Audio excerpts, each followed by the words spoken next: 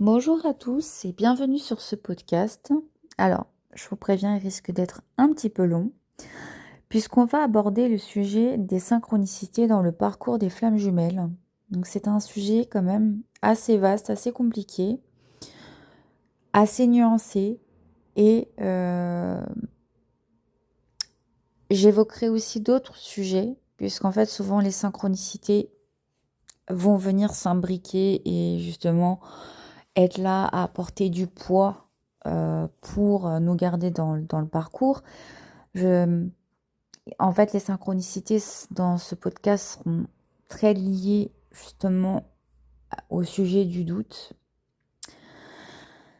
Donc, je pense déjà dans ce parcours, les synchronicités vont vraiment être la clé maîtresse, effectivement.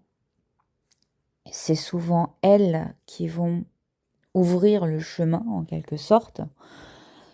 Parce que donc dans bien des témoignages des flammes jumelles, la personne rencontre son autre grâce à une synchronicité, très souvent. Donc ça va être, parfois ça peut être quelque chose de totalement banal, hein, mais souvent ça va être lié à une synchronicité. Quelque chose qui s'est passé, peut-être un déplacement qu'on devait faire. Pour ma part, j'habite sur Marseille, il est sur Paris. Je l'ai rencontré là-bas. Euh, c'est assez étonnant parce que justement, on a une personne en commun, un dénominateur commun qui est là, qui nous a fait nous rencontrer. Euh, Ce qui est étonnant, c'est que je l'ai rencontré à un événement où je n'étais pas... En fait, il faut savoir que je suis quelqu'un de très casanière.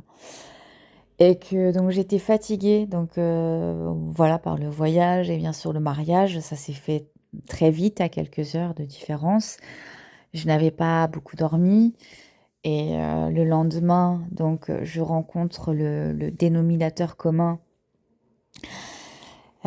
Voilà, donc c'était pas du tout sûr que j'aille la voir en plus. Et euh,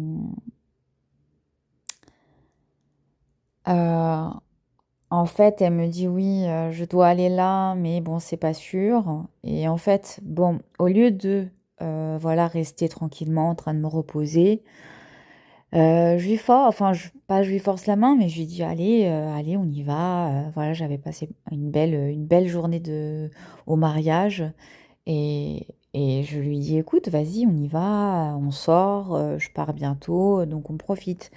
Alors que, en temps normal, je serais restée à la maison en train de me reposer, tranquillement. Alors peut-être que j'aurais vu cette personne, parce que du coup c'est son cousin.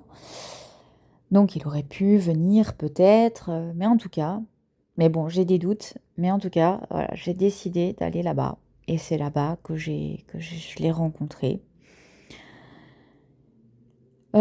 Deuxième synchronicité par rapport à ma relation, et je pense que certaines personnes auront aussi ce facteur-là.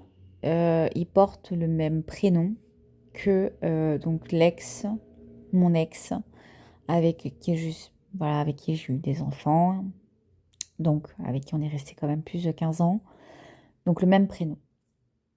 Et voilà, donc il y a d'autres choses, mais voilà. Déjà, je m'arrête là par rapport à ça. Donc cette personne, je savais qu'elle existait, puisque j'avais déjà entendu son prénom auparavant. Et voilà, donc c'était quand même très perturbant. Il y avait aussi beaucoup d'effets miroirs, déjà, par rapport au fait qu'ils portent le même prénom. Donc oui, déjà là, c'est très chamboulant. Voilà, donc déjà, ça commence là. On pose les bases. Et voilà, je pense que certains se reconnaîtront. Donc synchronicité, voilà, souvent c'est des voyages, c'est des rencontres qui n'étaient pas de base prévues. C'est totalement aléatoire, totalement, on dirait qu'on a l'impression que enfin, que ça a été orchestré pour que ça se passe. Ça doit se passer. Donc, voilà, il y a la rencontre. Ensuite, il y a aussi, en fait, aussi, j'ai envie de dire, en fait, en tout cas, de ce que j'en ai vu, je pense que les synchronicités, c'est comme Hansel et Gretel. Voilà. En fait, c'est des petits bouts de miettes qui sont disposés tout au long du parcours, du chemin, du coup, pour aussi nous indiquer que on est sur la bonne voie, pour, voilà, pour nous guider en quelque sorte. Euh, notamment, notamment aussi, en tout cas selon moi, selon mon expérience, j'ai remarqué aussi que les synchronicités viennent dire ouvre les yeux en fait, souvent. Parce que bon, je vais prendre un exemple tout bête. Moi, j'ai déjà écouté quelques vidéos sur les synchronicités, forcément, on en a tous écouté. Certaines personnes nous disent oui, alors attention, parce que bon, le cerveau voit ce qu'il veut voir. Je suis d'accord là-dessus, il n'y a pas de souci là-dessus. Sauf que par exemple, moi, j'étais pas quelqu'un du tout qui de base regardait les plaques d'immatriculation. Jusqu'à ce que je commence à voir, à remarquer, alors que je les cherchais pas forcément, et c'est toujours le cas, quand j'en vois, alors, parfois je les cherche et je le sais très bien, je m'en rends compte. C'est peut-être quand, voilà, on veut se raccrocher à ce parcours à tout prix. Euh, mais bien souvent, je remarque que, voilà, je n'ai pas toujours tendance à regarder les voitures.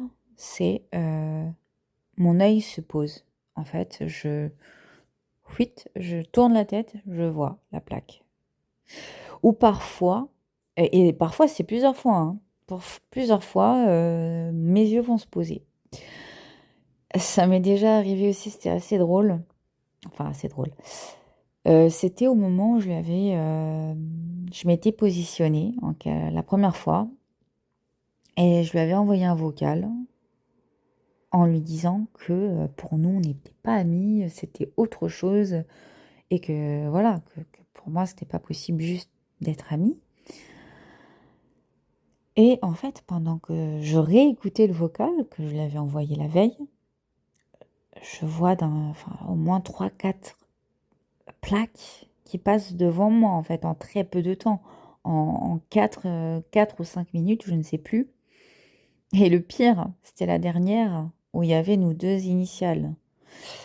Je fais waouh, ça c'est incroyable. Enfin, c'est fou qu'il y en ait autant des plaques FJ. Euh, il y avait aussi, enfin, il y a aussi quelque chose que j'ai remarqué parfois euh, sur certains lieux que j'ai l'habitude d'aller, souvent des lieux importants ou pour mon développement, par exemple de mon chemin de vie ou juste des démarches que j'ai commencé à faire, je vois des voitures stationnées à ces endroits précis à chaque fois. Donc ça aussi, c'est là. Donc je ne le cherche pas, hein, c'est là, devant moi, sans que j'ai besoin de faire un geste.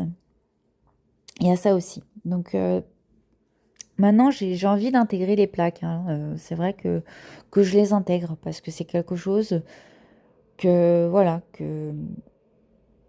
qui sont là en fait, qui nous rappellent. C'est des petites piqûres en fait, de rappel. Bien sûr, il y a les musiques. Il y a les musiques. Euh, parfois, ça va ressembler un peu à ce qu'on vit, comme si c'était un message ou comme si c'était un peu ce que son autre pouvait ressentir à ce moment-là, ou nous-mêmes. Ou c'est des piqûres, hein. Alors moi, ça m'est arrivé justement, c'était très surprenant. C'est les premières choses qui ont commencé en fait à... La musique, c'est la première chose qui a fait me dire il y a quelque chose qui est pas normal. Bon, peut-être pas la première chose, mais la première chose, c'était une douleur au cœur. La première fois qu'il est parti, c'était ça. Mais c'est pas une synchronicité. En fait, ça devait être peut-être une quinzaine de jours après que qu'on se soit séparés. J'étais partie au restaurant avec mes parents pour mon anniversaire. Et donc, il faut savoir que je suis portugaise, lui, il est capverdien. Et donc, j'étais à un restaurant franco-capverdien, du coup. Et, euh, et en fait, donc, on est là, je discute avec mes parents. Et d'un coup, j'entends une musique. Alors, oui, vous allez me dire, alors oui, bah, c'est normal, hein, t'étais dans un restaurant qui diffuse ce type de musique. Oui, alors je suis totalement d'accord. Sauf que c'est, en fait, la musique à jouer, donc c'était la première musique. C'était une musique de base que j'avais pas aimée, j'aimais pas la manière qu'avait l'homme de chanter. Euh, donc c'était la première musique qu'il m'avait envoyée. Et c'est exactement cette musique qui a retenti dans le restaurant.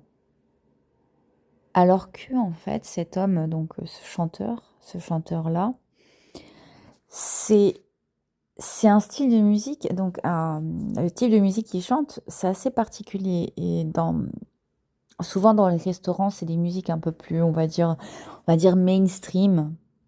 Le mainstream du Cap-Verdien. Des musiques un peu plus dansantes, un peu plus. Et lui, c'est un chanteur un peu plus atypique, avec une voix atypique. Et sa chanson, elle est passée. Pile celle-là, hein, c'est. Et je suis restée là comme ça. Je fais non, c'est une blague. Parce que voilà, moi j'essaie de faire ma vie et bim. Et en fait, ça va se passer comme ça, souvent. Euh, le dernier exemple là, c'était très récent, hein. C'était justement un moment où j'espérais le croiser. Normalement, il y avait toutes les choses pour qu'on se croise. Il est pas venu là où il devait venir de base. Et moi, donc, je devais rester quelques jours à Paris, justement, chez sa cousine, pour son anniversaire. Et justement, il n'est pas venu. Alors que il aurait dû être là. Tout le monde l'attendait. Il n'est jamais venu. Il ne savait pas que j'étais là. Et en fait, avant d'arriver chez elle, j'étais dans le Uber. Et je me disais, non, mais c'est bon. Comme plusieurs fois, hein, où je me disais, mais t'as tout inventé, c'est pas possible. Arrête un peu avec ça. Et donc la musique, dans le Uber, elle était très très basse, hein. Donc il écoutait une chaîne latino. Donc avec des musiques très dansantes, plutôt reggaeton. Et après, hein, après coup, je m'en suis rendu compte que c'était ce type de musique. J'arrivais pas à bien entendre. Et donc, tout de suite, quand j'ai pensé ça, la musique juste après, c'était aussi une musique qu'il m'avait envoyée au tout début de notre relation. Comme pour me dire, non, t'as pas rêvé, il y a quelque chose. Il faut que tu continues à t'accrocher. Même si là, vous en êtes là aujourd'hui, il faut que tu t'accroches. Euh, donc, il y a ces piqûres de rappel qui sont là.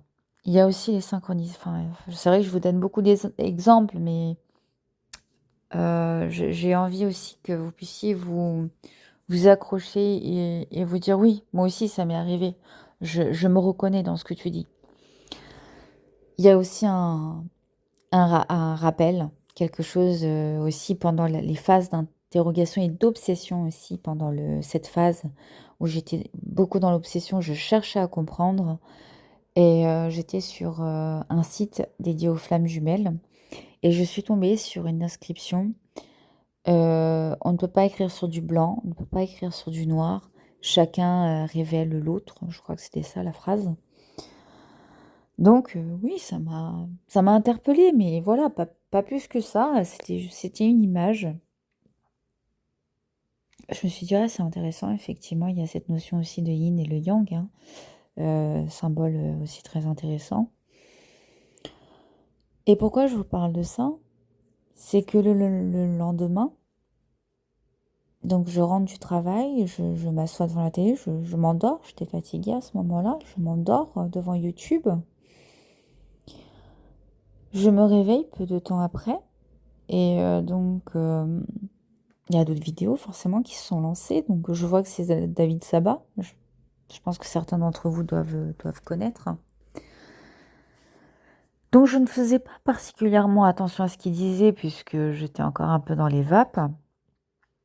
Et je me pose et d'un coup, je regarde la télé et je sais pas, j'ai mes yeux qui descendent sur son t-shirt.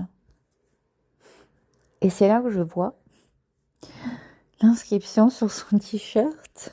Excusez-moi, ça me fait rire parce que c'est c'est totalement improbable.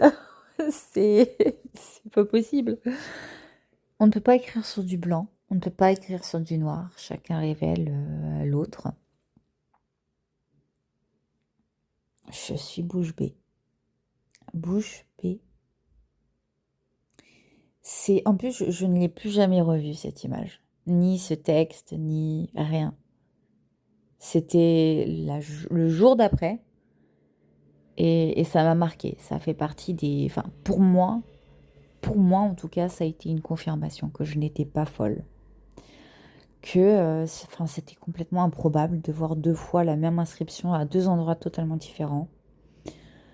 J'aurais pu passer à côté, hein, ça se trouve, voilà. Et en plus, je regarde pas souvent David Sabat, je connais un peu ce qu'il fait, mais je ne l'ai pas revu, cette inscription. Ni même sur ces autres vidéos que j'ai pu regarder. C'est pas forcément un t-shirt qu'il porte souvent, en tout cas, des vidéos que j'ai vues de lui. Donc,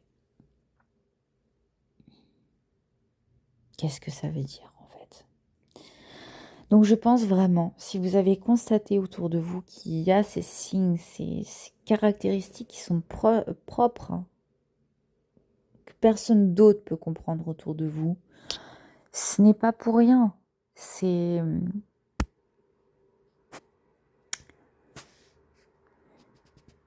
En fait, on se dit que c'est des petits messages.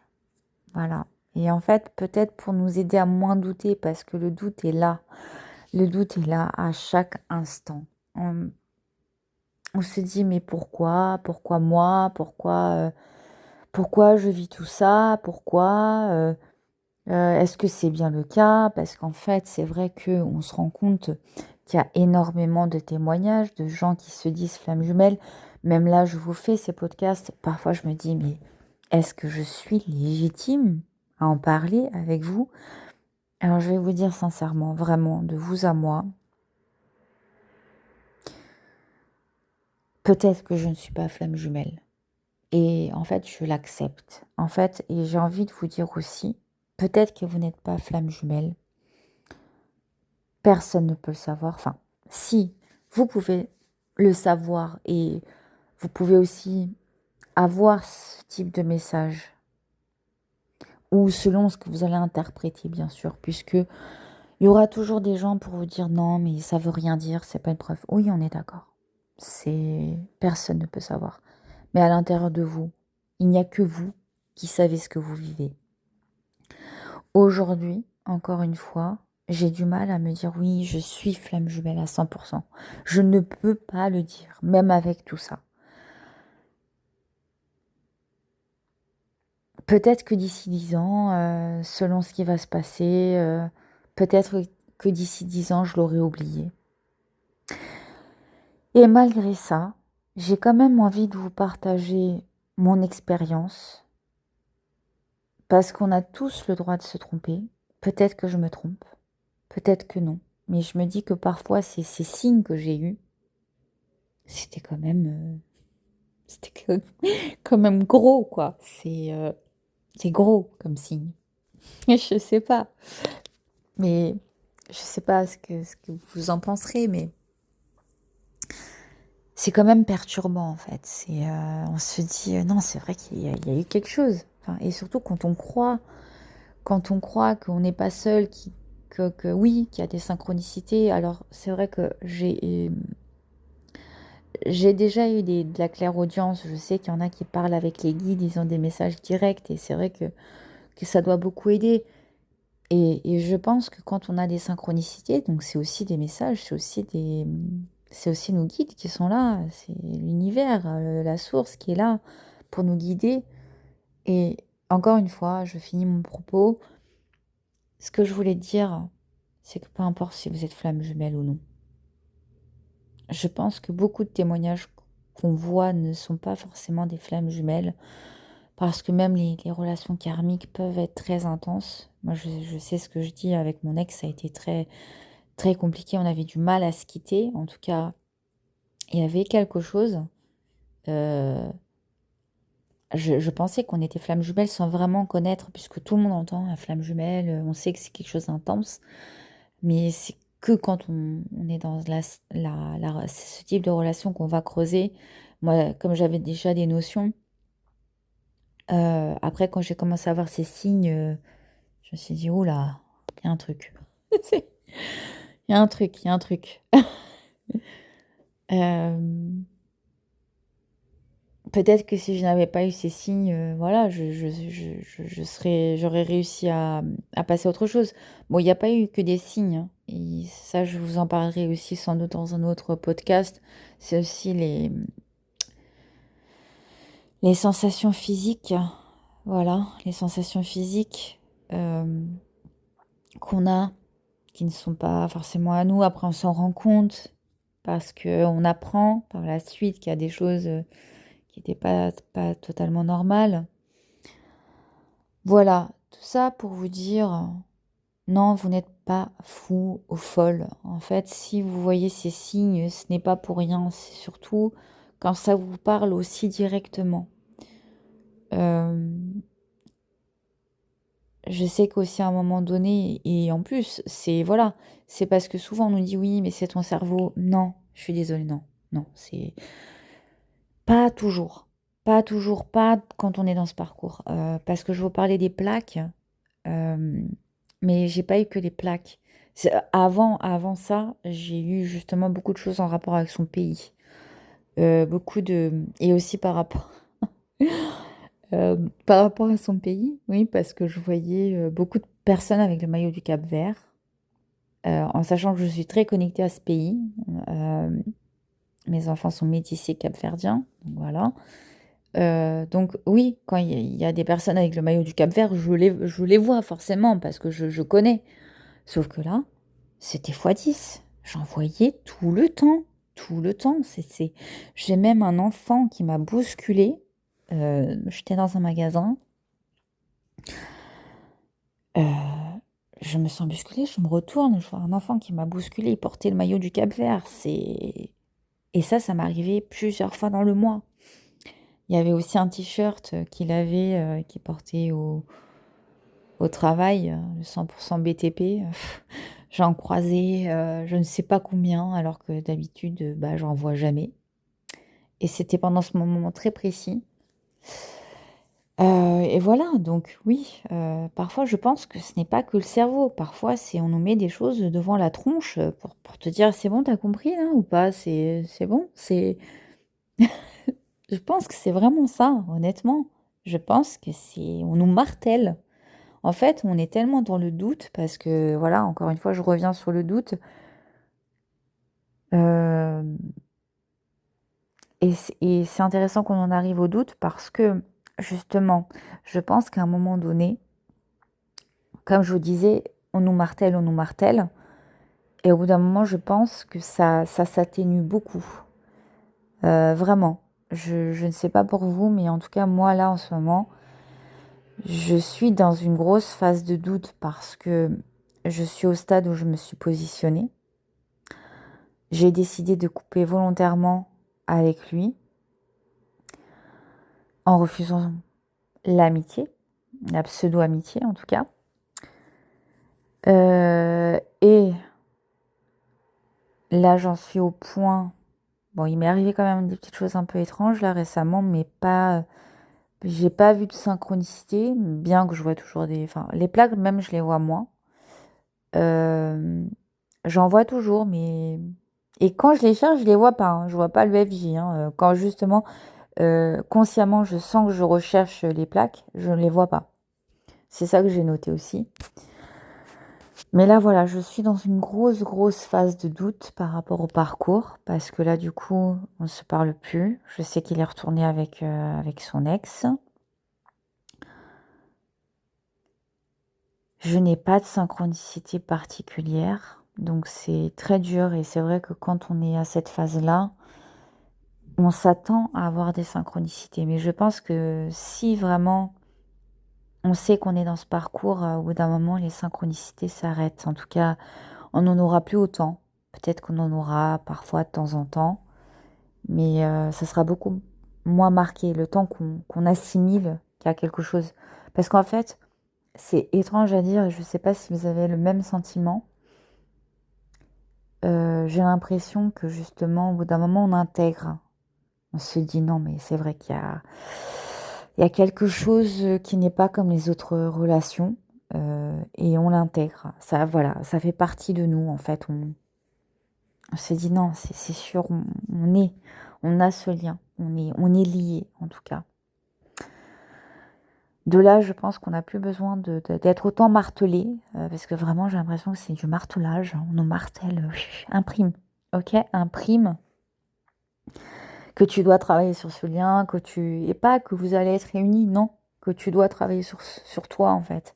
Parce que là, du coup, euh, à partir du moment où on l'a intégré, que ces synchronicités ne sont plus présentes à tout bout de champ, euh, et en fait, ça me fait penser aussi au podcast que j'ai fait juste avant, à la solitude. Parce qu'en fait, sans ces synchronicités, on se sent un peu seul.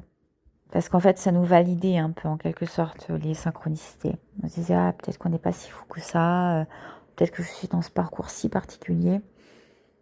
Et en fait aussi, il faut savoir lâcher, je pense. Je pense que, voilà, il faut savoir lâcher aussi. À part parce que de toute façon, il faut le faire. Qu'on soit flamme jumelle ou pas, il faut savoir lâcher.